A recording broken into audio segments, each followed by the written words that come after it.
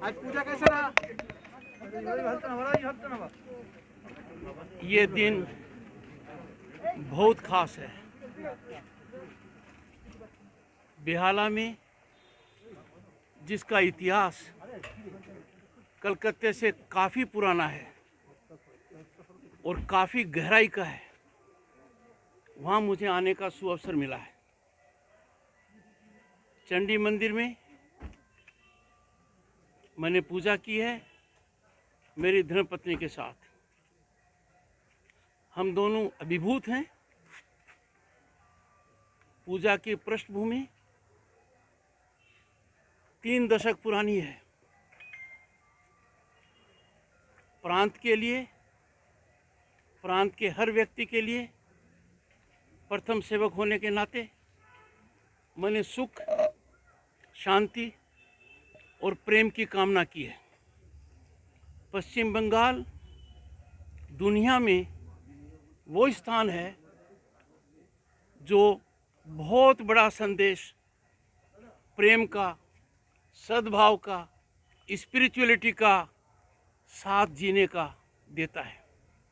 ऐसे प्रांत में हिंसा का कोई स्थान नहीं है, राग द्वेष का कोई मतलब नहीं है। मैं कामना करता हूँ कि जो पूजा मैंने की है 9 करोड़ से ज़्यादा लोगों के लिए की है, उनके मन की शांति के लिए की है, आपसी भाईचारे और सद्भाव के लिए की है, प्रेम भाव के बढ़ोतरी के लिए की है। और मैं माँ चंडी से मांगा है, पश्चिम बंगाल से हिंसा की विदाई कर दो। पश्चिम बंगाल में इसका कोई स्थान नहीं है। 2021 साल जो 2 दिन बाद आने वाला है, वह हमारे लिए स्वर्ण अवसर हो। पीछे का जो भी धब्बे हैं, जो भी हमने देखा है, और 2021 अत्यंत प्रबल संभावनाओं का वर्ष है, देश के लिए, दुनिया के लिए और प्रांत के लिए। 2020 बहुत चुनौतीपूर्ण रहा, हर व्यक्ति के लिए चुनौती का रहा।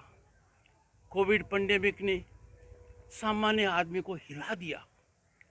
रोजमर्रा जो कमाकर खाता था, उसके जीवन में बड़े भारी संकट आ गए। केंद्र और राज्य सरकार ने सराहनीय काम किया है, पर सबसे महत्वपूर्ण काम आम आदमी ने किया है, जिसने कमज़ोर का हाथ पकड़ा है, यथाशक्ति मदद की है। कोविड पैंडेमिक की लड़ाई में हमारे कर्मी, जिनको कोविड वॉरियर्स कहते हैं, जीवन दिया है। उस स्तर के ऊपर जिस लगन जो उन्होंने दिखाई है, वो उतनी ही गंभीर थी जो सीमा के ऊपर प्रहरी की होती है। आज के दिन मैंने कामना की है, हम उनके परिजनों के प्रति एक अलग सम्मान रखें, एक अलग भावना रखें। 2020 जितना चुनौतीपूर्ण था, 2021 में चुनौतियां और संभावनाएं कम नहीं है। 2021 में राज्य में चुनाव है। पश्चिम बंगाल के हर चुनाव को पूरे देश में इस दृष्टि से देखा जाता है कि यहाँ पर हिंसा का तांडव नृत्य होगा। मतदान सरकारी तंत्र प्रभावित करेगा। मत देने में आदमी को संकट आएगा। Free fair elections without fair नहीं होते हैं।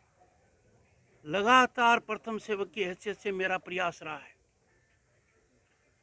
आने वाला चुनाव निष्पक्ष हो। हर मतदाता अपने मत का प्रयोग अपने हिसाब से करे। किसके लिए करे, यह राज्यपाल का सरोकार नहीं है, पर वो कर सके बिना डर के, बिना दबाव के, बिना प्रभावित हुए, वो मेरा कार्य है। इसीलिए मैं आग्रह करता हूँ, सरकारी तंत्र को विशेषकर मेरी करबद्ध प्रार्थना सुनिए। आज के दिन बहुत अच्छी पूजा के बाद कह रहा हूँ, आप सरकारी कर्मचारी हैं, आप जन कल्याण के लिए काम कीजिए। आप राजनीतिक कर्मचारी नहीं हैं। यदि आप राजनीतिक कार्य करते हैं, राजनीतिक कार्यकर्ता की भूमि में किसी भी तरीके से आते हैं, आप बहुत बड़ा दुराचरण करते हैं। आप भारत के संविधान के तहत जो नियम बने हैं, जो आपसे उम्मीद रखते हैं, you will maintain political neutrality, आप उस न्यूट्रलिटी को मेंटेन करेंगे। यदि आप ऐसा नहीं करते तो मुझे कोई संकोच कहने में नहीं है, आपके लिए समय बहुत कष्टदायी रहेगा। कानून का शिकंजा आप पर निश्चित रूप से आएगा और चुनाव में सरकारी तंत्र का उपयोग, सरकारी वाहन का उपयोग, सरकारी स्थान का उपयोग, सरकारी कर्मचारी का योगदान अपराध है। मेरी इस बात को व्यापक स्तर पर समझा गया है। बहुत से लोगों ने मुझे फ़ोन किया है कि हमारी आंखें खुल गई हैं। कुछ लोग हैं जो अभी डटे हुए हैं, वो राजनीति में भागीदारी का परिचय दे रहे हैं। उनकी राजनीति में भागीदारी एक आपराधिक कृत्य है। उस कृत्य को कानून नज़रअंदाज नहीं कर सकता। राज्यपाल की हैसियत से मेरा दायित्व है कि भारत के संविधान की मूल भावना पर कुठाराघात न होने दूं। भारत की मूल भावना, भारत के संविधान के प्रावधानों को ज़मीन पर सही तरीके से उतारना कि मेरी शपथ है जो 30 जुलाई 2019 को मैंने ली है। मैं मीडिया से भी कहूँगा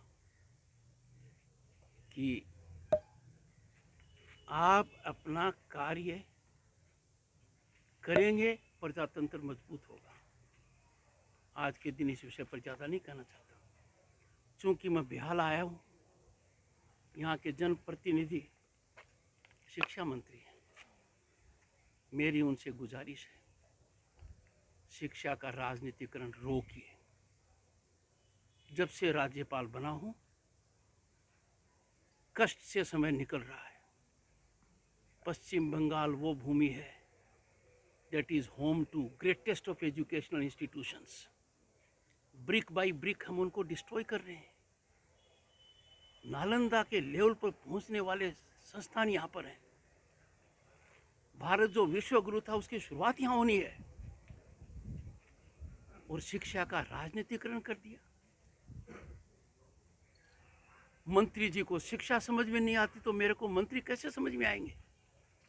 उनका लगातार एक ही प्रयास रहा है, राज्यपाल के अधिकारों में कैसे कटौती की जाए, जायज की जाए, नाजायज की जाए। राज्य के वाइस चांसलर धरने पर बैठ जाएं, ऐसे व्यक्ति की डीन पर नियुक्ति हो जाए तो राजनीतिक दल का प्रवक्ता है। हम कहाँ जा रहे हैं? शिक्षा पर प्रहार करना 3 पीढ़ियों पर प्रहार है। चूंकि उनकी कर्मस्थली में हूँ, गुजारिश करता हूँ, he must not destroy education, he must construct it। समझ के काम करना चाहिए। जो हाल के हालात मैंने देखे हैं वो मैं सार्वजनिक नहीं करना चाहता, और मुझे कहने में कोई संकोच नहीं है। Such a daredevilish approach of such a senior politician, education minister, is destroying education and therefore playing with the future of the system, education and students। ऐसा नहीं होना चाहिए। मानकर चलता हूँ वो मेरी बात पर गौर करेंगे and make amends। रोज कुछ न कुछ ऐसी बातें सामने आती हैं जो बड़ी चिंता और चिंतन का कारण बने। अडाल दुर्गापुर एयरपोर्ट के अंदर सरकार ने इक्विटी बढ़ाई है। आप पत्रकार लोग उस पर ध्यान नहीं दे रहे हैं। मेरे पास बड़े गंभीर तथ्य इस बारे में आए हैं। सरकार ने 26 से 47 क्यों की है? उसका जन कल्याण को क्या फायदा है? उसमें सरकार का कितना धन गया है? उस धन का लाभ किन किन को मिल रहा है? ये बहुत गंभीरता से देखने वाली बात है। Greenfield port, deep sea port Tajpur के बारे में ऐसे समय में फरवरी के माह में एक्सप्रेशन ऑफ इंटरेस्ट क्लोज हो रहा है। मैं विकास के खिलाफ नहीं हूँ। प्रांत में मेरा मत है, we must have airports, we must have ports, we must have many of them, we must be fairly representative. पर यदि अगर इतना नेक कार्य उन मामलों में फंस जाता है जो मेरे कानों में आते हैं, मेरे सामने लिखित रिपोर्ट आती है, तो मेरे लिए चिंता होना वाजिब है। कौन कंसल्टेंट है ताजपुर में? सब सार्वजनिक कीजिए, बताइए। This can't be an opportunity of patronage, this can't be a breeding ground for corruption. जितनी जानकारी सरकार से मांगता हूं, कोई जानकारी नहीं मिलती है। इससे जो शंकाएं मेरे मन में आती हैं, जो लोग मेरे कानों में कहते हैं, मुझे विश्वास करने के लिए बाध्य होना पड़ता है। 2000 करोड़ के पेंडेमिक परचेज स्कैम की जांच किसने कराई? माननीय मुख्यमंत्री जी ने। आप पत्रकार लोग उस जांच को क्यों नहीं पता लगाते? उस जांच का क्या हुआ, क्या नतीजा हुआ? राज्यपाल ने आगाह किया, जिनको जांच के दायरे में होना चाहिए था वो जांचकर्ता बन गए। चलो हुआ सो हुआ, ये तो बताओ जांच का नतीजा क्या है? नहीं बताए। कहां जा रहे हैं हम? This is not democratic governance, this is not transparent government, this is not government with accountability. और इसका कारण साफ है, अधिकारी लोग पब्लिक सर्वेंट का स्टांस छोड़कर पॉलिटिकल वर्क में लगे हुए हैं। मैं पूछता हूं सीधे तौर पर, state security adviser Prakash ji का क्या कार्य है? सरकार का कितना लंबा चौड़ा खर्चा उन पर होता है? What is he doing? Is it 24/7 political strategy formation, ताना बाना बुनना, ताकि जिस बीमारी का हम अंत करना चाहते हैं, फ्री और फेयरलेस इलेक्शन चाहते हैं, वो ना हो पाए? ये मैं क्यों कह रहा हूं? अब 14 महीने से मुझे जवाब नहीं दे रहे हैं। क्यों नहीं दूध का दूध पानी का पानी करें? क्यों नहीं राज्यपाल को बताएं स्टेट सिक्योरिटी एडवाइजर का ये काम है? आकलन करेंगे आप अपने काम में कितने खरे उतरे हो। Gyanwant Singh ji, senior IPS officer, additional DGP law and order, उच्च न्यायालय ने क्या कहा?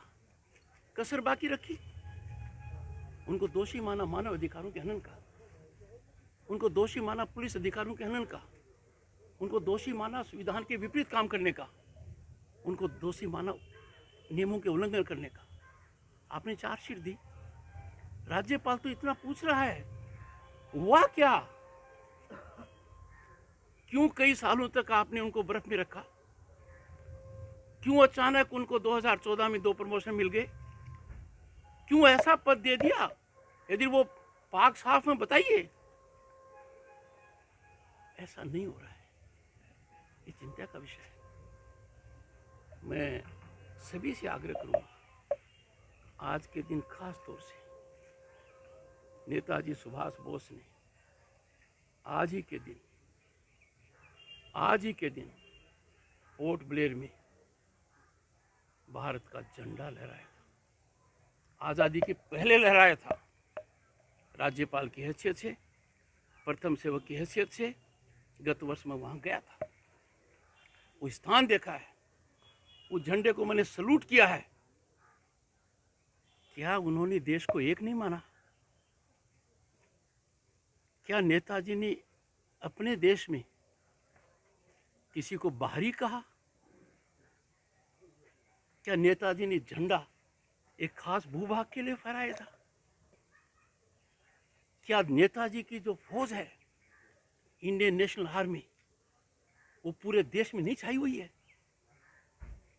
मेरे गृह प्रांत में देखा है मैंने, आईएनए का आदमी छाती ठोकर कहता है 2018 में प्रधानमंत्री की पहल पर क्या हुआ, रेड फोर्ट पर कार्यक्रम। ये देश एक है, ये देश एक है, इस देश की आत्मा एक है, और पश्चिम बंगाल की भूमि से ज्यादा इसको कोई नहीं पहचान सकता। इसका संकेत हमें कहीं नहीं मिल सकता।